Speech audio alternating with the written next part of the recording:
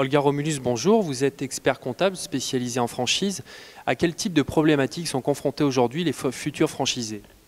Les futurs franchisés, comme tout créateur d'entreprise, sont confrontés principalement à 3 problématiques. Première problématique d'ordre juridique pour choisir le statut de leur société avec toutes les implications fiscales, sociales, patrimoniales que cela aura.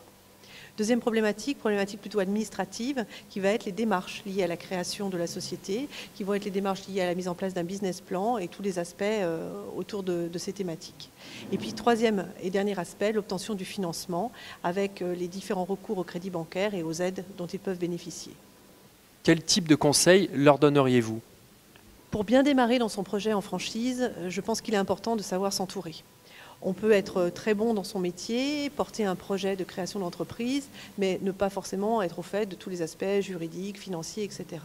Donc pour cela, l'expert comptable est un très bon appui. C'est un sachant un peu généraliste de toutes ces problématiques qui pourra l'orienter, le cas échéant, vers des professions plus pointues comme l'avocat ou le conseil en obtention de financement.